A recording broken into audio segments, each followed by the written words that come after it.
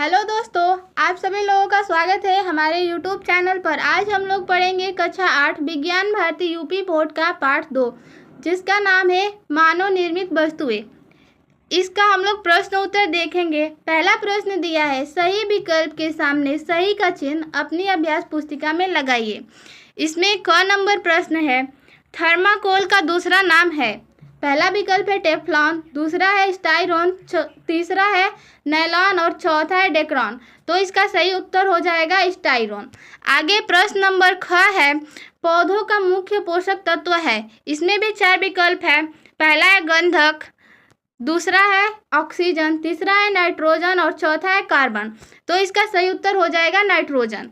आगे 3 नंबर प्रश्न, ग नंबर, फेरिक ऑक्साइड मिलने से निर्मित कांच होता है। पहला ऑप्शन है हरा, दूसरा है हल्का नीला, तीसरा है पीला और चौथा है बैंगनी। इसका सही विकल्प हो जाएगा हल्का नीला। आगे प्रश्न नंबर घ है, खिड़कियों में प्रयोग किया जाता है।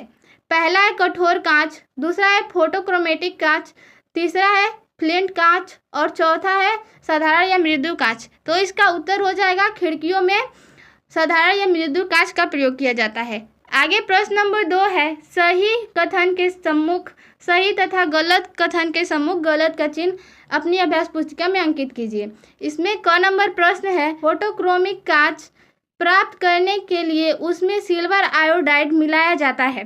तो ये कथन सही है, तो इसके सम्मुख हम लोग सही का चिन्ह लगा देंगे। आगे है ख नंबर प्रश्न, रेयान प्राकृतिक रेशा है। ये गलत है, तो इसके सामने हम लोग गलत का चिन्ह लगा देंगे। आगे ग नंबर, सीमेंट, साबुन, उर्वरक, प्लास्टिक आदि मानव निर्मित वस्तुएं हैं। ये सही है, तो इसके सम्मुख हम लोग सही का चिन्ह लगा देंगे।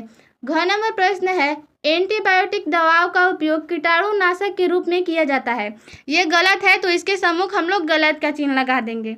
आगे है 3 नंबर प्रश्न, नीचे दिए गए शब्दों की सहायता से रिक्त स्थानों की पूर्ति अपनी अभ्यास पुस्तिका में कीजिए। तो इसमें पहला शब्द है साबुन, प्राकृतिक और बर्तन, संश्लेषित, पराबैंगनी।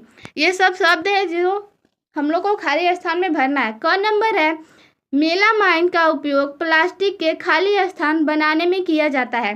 तो इसमें हम लोग भर देंगे बर्तन।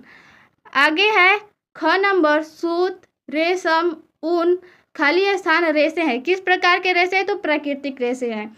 ग नंबर है, धूप के चश्मे सूर्य के खाली स्थान किरणों से हमारी आंखों को बचाता है। तो इसमें हम लोग भर देंगे पैराबैंगनी। आगे है घ नंबर, सोडियम हाइड्रोक्साइड और वनस्पति तेल की क्रिया से खाली स्थान प्राप्त किया जाता है।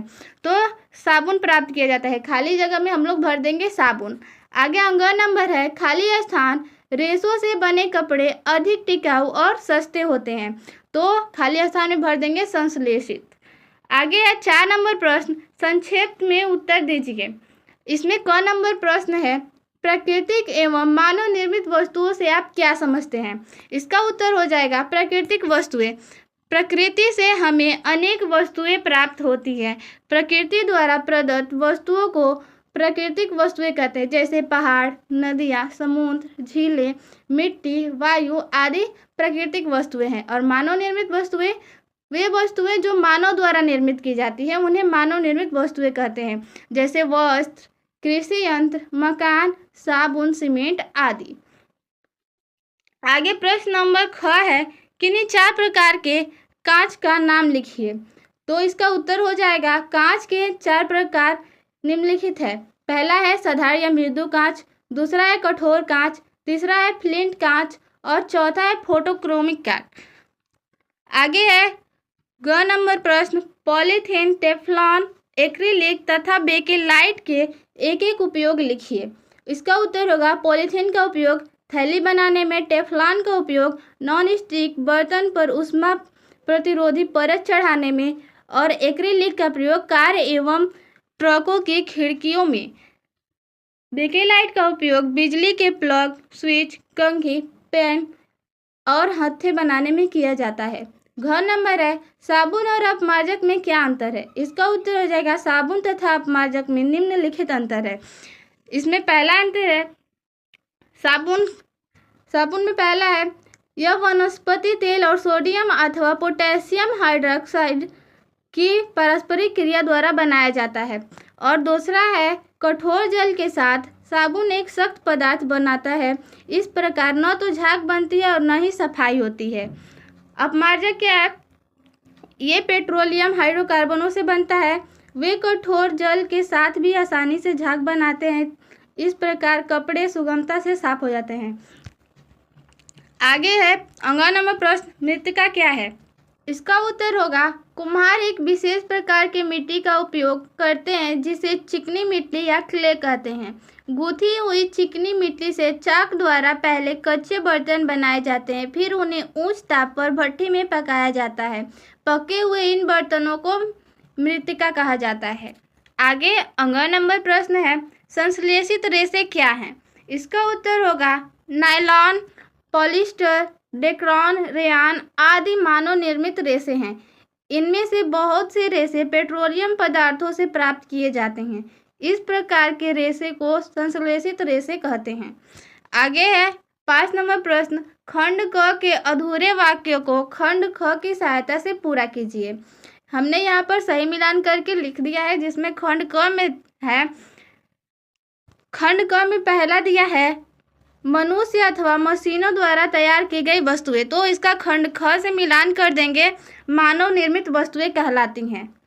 खंड ख में खंड ख से मिलान करना है तो हम लोग पहला का मिलान कर देंगे तीसरा से, जो मानव निर्मित वस्तुएं कहलाती हैं।